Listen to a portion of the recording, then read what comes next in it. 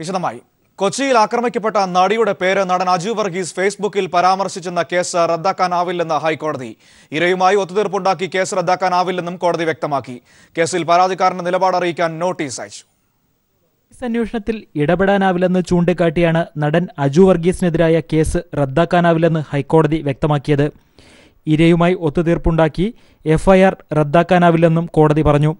വിഷയം രണ്ട് വ്യക്തികൾ തമ്മിലുള്ളതല്ലെന്നും സമൂഹത്തെ ബാധിക്കുന്നതാണെന്നും കോടതി നിരീക്ഷിച്ചു. ഹർജിയെ സർക്കാർ അഭിഭാഷകൻ എതിർത്തു. കേസ് റദ്ദാക്കുന്നത് തെറ്റായ സന്ദേശം നൽകുമെന്ന് സർക്കാർ കോടതിയെ അറിയിച്ചു. കേസിലെ പരാതിക്കാരന്റെ നിലപാട് അറിയിക്കാൻ ഹൈക്കോടതി നോട്ടീസ് അയച്ചു. ആക്രമിക്കപ്പെട്ട നടിയുടെ പേര് വെളിപ്പെടുത്തിയ കേസിൽ എഫ്ഐആർ റദ്ദാക്കണമെന്ന ആവശ്യവുമായാണ് അജു ഹൈക്കോടതിയെ സമീപിച്ചത്. കേസ് പിൻവലിക്കുന്നതിൽ തനിക്ക് എതിർപ്പില്ലെന്ന നടിയുടെ സത്യവാങ്മൂലവും അജു കോടതിയിൽ സമർപ്പിച്ചിരുന്നു. വിഷയത്തിൽ തനിക്ക് പരാതിയില്ലെന്നും കേസ് കൊടുക്കാൻ താൻ ആരെയും ചുമതലപ്പെടുത്തിയില്ലെന്നും സത്യവാങ്മൂലത്തിൽ നടി വ്യക്തമാക്കുന്നുണ്ട്. ഹർജി കോടതി പിന്നീട് പരിഗണിക്കും. കളമശ്ശേരി സ്വദേശി ഗിരീഷ് ബാബുവാണ് കേസിലെ പരാതിക്കാരൻ. ദിലീപിനെതിരായ ആരോപണങ്ങളുടെ പശ്ചാത്തലത്തിലായിരുന്നു ഫേസ്ബുക്കിൽ നടിയുടെ പേര് അജു സൂചിപ്പിച്ചത്. എന്നാൽ ഇത് തെറ്റാണെന്ന് തിരുത്തി അജു വർഗീസ് മാപ്പ് ചോദിച്ചിരുന്നു. News bureau, Kochi. നടി ആക്രമിക്കപ്പെട്ട സംഭവത്തിൽ നടൻ സിദ്ദിഖിനെ ചോദ്യം ചെയ്തു. കളമശ്ശേരി പോലീസ് സ്റ്റേഷനിൽ വച്ചാണ് സിദ്ദിഖിനെ ചോദ്യം ചെയ്തത്. അതേസമയം കാക്കനാട് ജയിലിൽ സൂപ്രണ്ടിന്റെ സാന്നിധ്യത്തിൽ പൾസർ സുനിയെ വീണ്ടും ചോദ്യം ചെയ്യാൻ അങ്കമാലി കോടതി അനുവാദം നൽകി.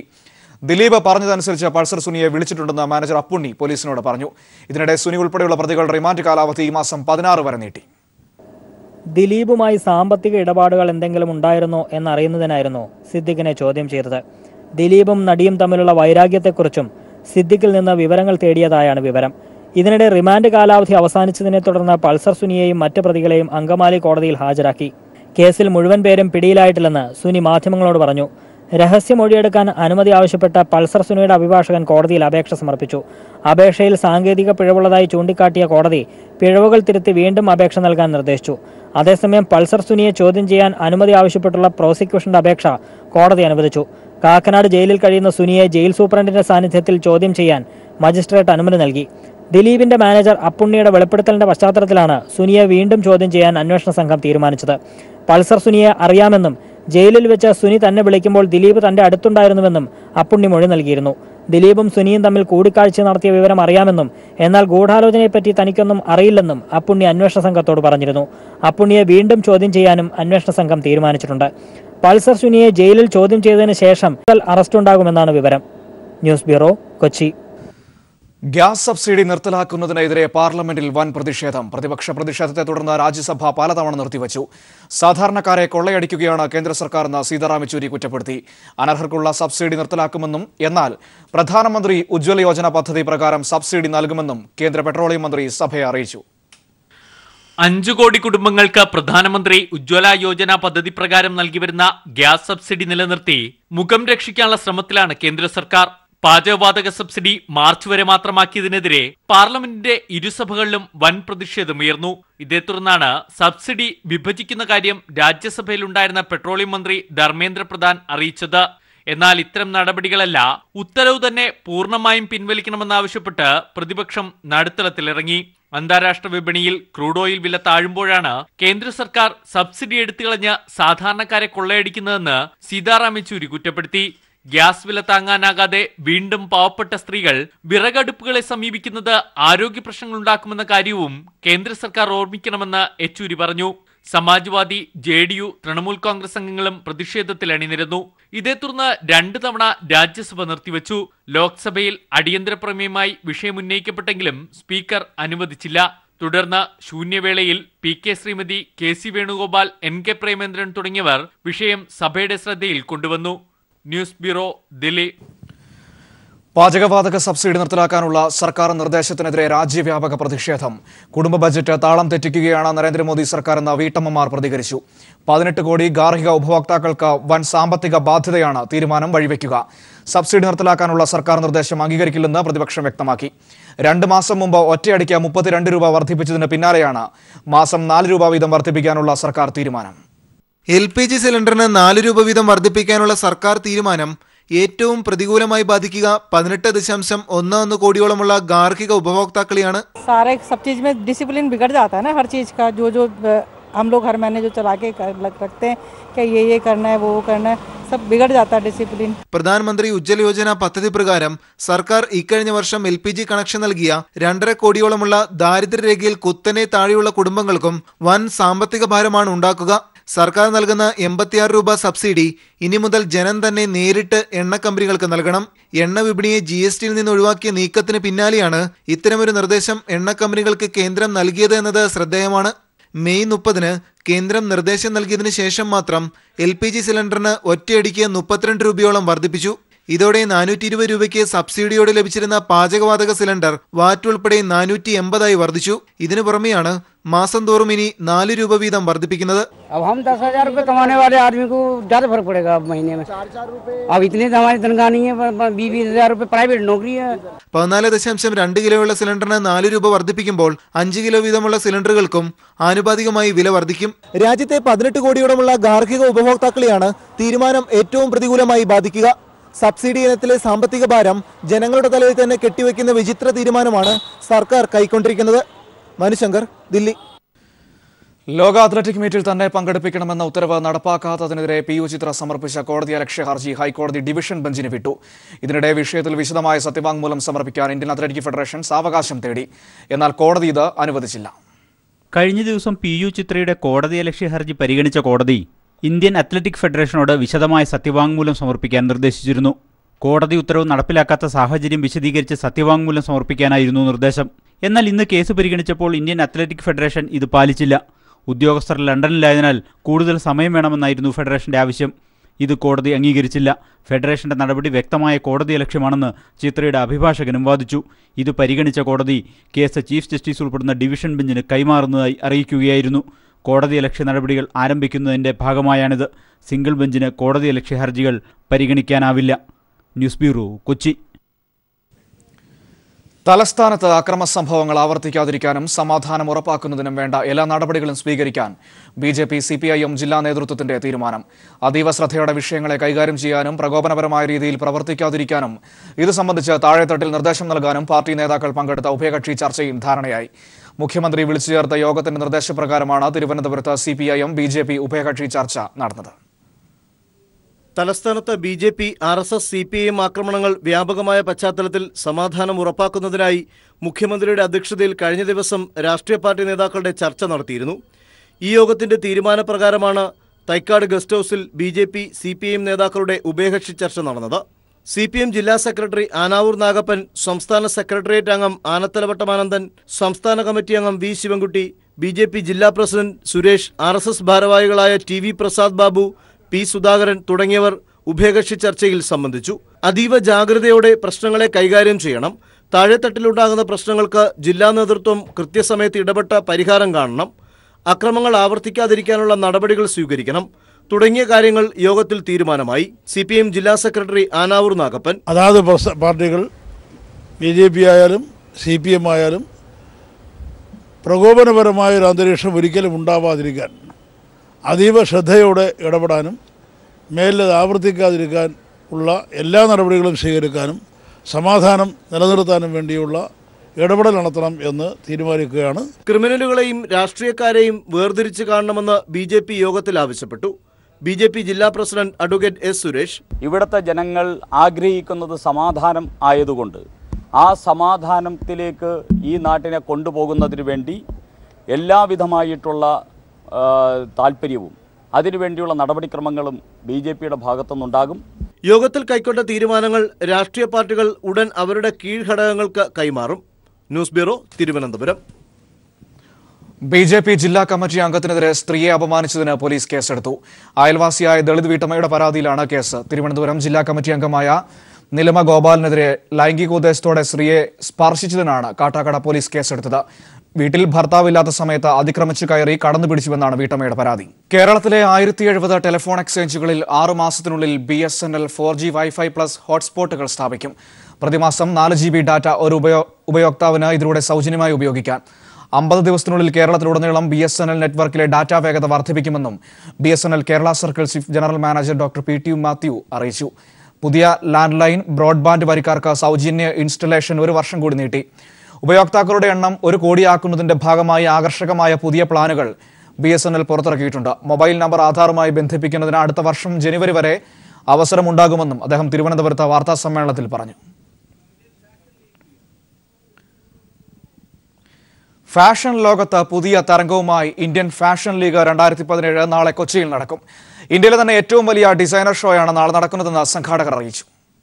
കൊച്ചി ക്രൗൺ പ്ലാസയിൽ രാവിലെ 10 മണി മുതൽ രാത്രി 11 വരെയാണ് ഇന്ത്യൻ ഫാഷൻ ലീഗ് നടക്കുന്നത്. അന്താരാഷ്ട്ര തലത്തിൽ ശ്രദ്ധേയരായ മുൻനിര മോഡലുകൾക്ക് പുറമെ ഇന്ത്യയിലെ 30 ഫാഷൻ ഡിസൈനർമാരും ഫാഷൻ ലീഗിൽ അണിനിരക്കും. ഇന്ത്യയിലെ തന്നെ ഏറ്റവും വലിയ ഡിസൈനർ ഷോ എന്ന നിലയിലാണ് ഇന്ത്യൻ ഫാഷൻ ലീഗ് 2017 അരങ്ങേറുന്നതെന്ന് സംഘാടകർ അറിയിച്ചു. ഓരോ സെഗ്മെന്റ് നമ്മളിപ്പോൾ 6 റൗണ്ട്സ് നിന്നാൽ ഓരോ റൗണ്ടിലും 3-4 ഡിസൈനേഴ്സ് ആണ് ഓരോ റൗണ്ടിലും ഷോക്കേസ് ചെയ്യുന്നത്. അങ്ങനെ 6 റൗണ്ട്സ് ആണ്. Thanks to all the lovely models who come down all the way from Bangalore, Hyderabad, Chennai, Mumbai, Lucknow. നമുക്ക് എല്ലാ പ്രമുഖ മോഡൽസും നാളെ അണിനിരക്കുന്നുണ്ട്. Thank you all the male models and the female models. Thank you all. Nikki Galrani, Bhama, Parvathy Omanakuttan, Vishnupriya, Sarayu, Kavya Suresh തുടങ്ങി ബോളിവുഡ് മോളിവുഡ് സെലിബ്രിറ്റീസിന്റെ വിശിഷ്ട സാന്നിധ്യവും ഫാഷൻ ഷോയ്ക്ക് നിറപ്പകിട്ടേകും. ഡോക്ടർ ജാജിമോൾ, ശ്രാവൺ രാമസ്വാമി, നൌഷിജ, ശ്വേത മേനോൻ, ഉനൈസ് മുസ്തഫ, സന്തോഷ് കുമാർ തുടങ്ങി ഡിസൈനർമാരും മേക്കപ്പ്മാരുമാണ് സുന്ദരികളെ അണിയിച്ചൊരുക്കുക. എസ്പാനിയോ ഇവന്റ്സ് ഇന്ത്യ പ്രൈവറ്റ് ലിമിറ്റഡാണ് സംഘാടകർ. ഡാലു കൃഷ്ണദാസാണ് show director. Idavela Babu, Sulfi, Anwar A T തുടങ്ങിയവരും ഷോയുടെ സംഘാടകരാണ്. കൊച്ചിയിൽ വരാൻ പോകുന്ന ഇന്റർനാഷണൽ ലീഗിന്റെ ലോഗോ പ്രകാശനവും ചടങ്ങിൽ നടന്നു. News bureau, Kochi. Kerala administrative tribunal അംഗങ്ങളുടെ നിയമനത്തിൽ നിലവിലുള്ള പട്ടികയുമായി കേന്ദ്ര സർക്കാരിന് മുന്നോട്ട് പോകാമെന്ന് ഹൈക്കോടതി. സെൻകുമാറിന്റെയും പി സോമസുന്ദരത്തിന്റെയും പേരുകൾ സുപ്രീം കോടതി ചീഫ് ജസ്റ്റിസിന് സമർപ്പിക്കാം. പട്ടിക സെലക്ഷൻ കമ്മിറ്റിയും ഗവർണറും അംഗീകരിച്ചതാണെന്ന് കോടതി ചൂണ്ടിക്കാട്ടി. സർക്കാരിന്റെ വിയോജനക്കുറിപ്പ് മൂലം പട്ടിക അസാധുവാക്കാനാവില്ല. പുതിയ അപേക്ഷ ക്ഷണിക്കണമെന്ന വാദവും IAS-കാരനായിരിക്കും അഭികാമ്യമെന്ന വാദവും തള്ളി. സംസ്ഥാനത്തിന്റെ തടസ്സവാദത്തിന്റെ അടിസ്ഥാനത്തിൽ പുതിയ പട്ടിക കിട്ടിയിട്ടില്ലെന്ന കേന്ദ്ര നിലപാട് ശരിയല്ലെന്ന് ഹൈക്കോടതി പറഞ്ഞു.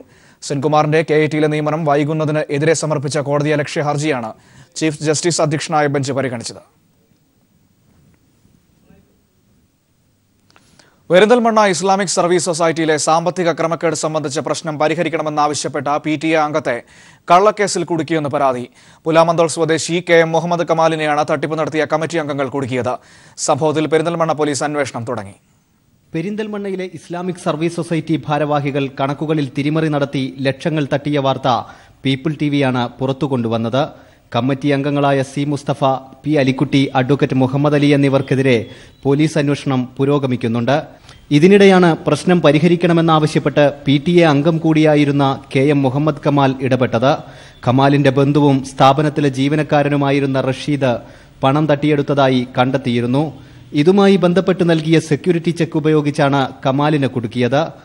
റഷീദിന്റെ സ്ഥലം അവർക്ക് അറ്റാച്ച് ചെയ്ത് കൊടുക്കാൻ, കോടതി അറ്റാച്ച്മെന്റ് ചെയ്യാനോ അല്ലെങ്കിൽ അവർക്ക് രജിസ്റ്റർ ചെയ്ത് കൊടുക്കാൻ തയ്യാറാകാത്ത പക്ഷം അറ്റാച്ച് ചെയ്തുകൊണ്ട് ആ സ്ഥലം അവർക്ക് കൊടുക്കാനാണുള്ള തീരുമാനം നമ്മുടെ കരാറിൽ.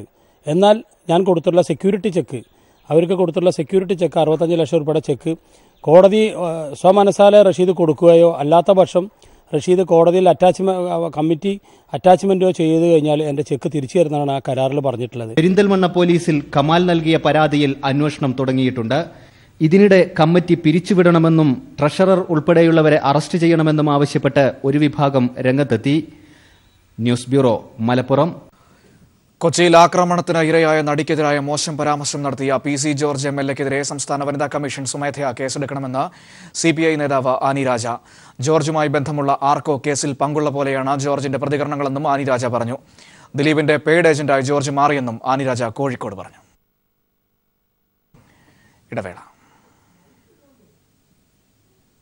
മറ്റുള്ളവരാണ് കുറ്റക്കാരെന്ന് പറയാൻ ഉള്ള ഒരു പെയ്ഡ് ഏജന്റായിട്ട് ഈ MLA മാറിയിരിക്കുകയാണോ എന്ന് ആദ്യ സംശയം. കേസിലെ അന്വേഷണം പുരോഗമിച്ചുകൊണ്ടിരിക്കുമ്പോൾ ഇങ്ങനെ ഒരു MLA പരസ്യമായി ഈ നടിയെ വീണ്ടും ആക്രമിക്കുന്ന ഒരു സമീപനം അത് ഒരു കാരണവശാലും അനുവദിക്കാൻ പാടില്ല. ഏജൻസികൾ ഈ MLA-ക്കെതിരെ വളരെ കേസ് രജിസ്റ്റർ ചെയ്ത് അന്വേഷണം ഇദ്ദേഹത്തിനെതിരെ നടത്തണം. തിരികെ വാർത്തകളിലേക്ക്. അറബ് സംഗീത ലോകത്തെ വിസ്മയിപ്പിച്ച മലയാളി യുവഗായകൻ അപൂർവ നേട്ടത്തിന്റെ നിറവിൽ ഖത്തർ മലയാളിയായ നാദിർ അബ്ദുൽ സലാമിനാണ് അസുലഭ അവസരം കൈവന്നിരിക്കുന്നത്. ലോകപ്രശസ്ത ബ്രിട്ടീഷ് ഗായകൻ സാമി യൂസഫ് നിർമ്മിക്കുന്ന പുതിയ സംഗീത ആൽബത്തിലെ മുഴുവൻ ഗാനങ്ങളും പാടാൻ ഒരുങ്ങുകയാണ് നാദിർ. ആഗോള പ്രശസ്തനായ ബ്രിട്ടീഷ് സംഗീതജ്ഞൻ സാമി യൂസഫിന്റെ സംഗീത ട്രൂപ്പിൽ അംഗത്വം ലഭിക്കുകയെന്ന സ്വപ്ന സൗഭാഗ്യം സിദ്ധിച്ച നാദിറിന് ഇപ്പോൾ ഇരട്ടി മധുരമാണ് കൈവന്നിരിക്കുന്നത്. അദ്ദേഹം നിർമ്മിക്കുന്ന സംഗീതാൽബത്തിലെ 9 ഗാനങ്ങൾ പാടാൻ തയ്യാറെടുക്കുകയാണ് ഈ കൗമാരക്കാരൻ.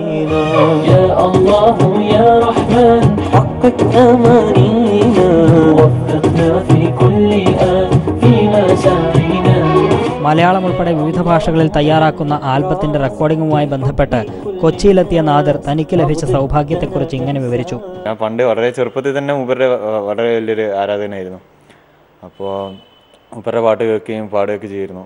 അപ്പോൾ ഞാൻ അങ്ങനെ വിചാരിച്ചിട്ടൊന്നുമില്ല മൂപ്പരുടെ ടീമിലെത്തും എന്നൊന്നും. പക്ഷേ ഒക്കെ അങ്ങനെ എത്തിപ്പെട്ടതാണ്. സാമി യൂസഫിന്റെ ട്രൂപ്പിൽ അംഗത്വം ലഭിച്ച മറ്റൊരു പ്രതിഭയായ മലയാളി ഗായകൻ ഹിഷാം അബ്ദുൽ വഹാബും ഈ ആൽബത്തിന്റെ പിന്നണിയിൽ പ്രവർത്തിക്കുന്നുണ്ട്. ഒരു അറബിക്, ഒരു ഏഷ്യൻ, മിഡിൽ ഈസ്റ്റേൺ മ്യൂസിക് സ്ട്രീമിൽ നിന്നുമാണ് പുള്ളി വരുന്നത്. പ്ലസ് ഒരു ബ്രിട്ടീഷ്, ഒരു UK സൗണ്ടും ഉണ്ട് പുള്ളിക്ക്. അപ്പം തീർച്ചയായിട്ടും ആ എക്സ്പീരിയൻസ് നാദിറിന്റെ ആൽബത്തിൽ നമ്മൾ മാക്സിമം കോൺട്രിബ്യൂട്ട് ചെയ്തിട്ടുണ്ട്. 1.5 വയസ്സ് മുതൽ കുടുംബത്തോടൊപ്പം ഖത്തറിൽ കഴിയുന്ന കുറ്റ്യാടിക്കാരനായ നാദിർ ഇപ്പോൾ മലേഷ്യയിൽ ബിരുദത്തിന് പഠിക്കുകയാണ്. News bureau, Kochi.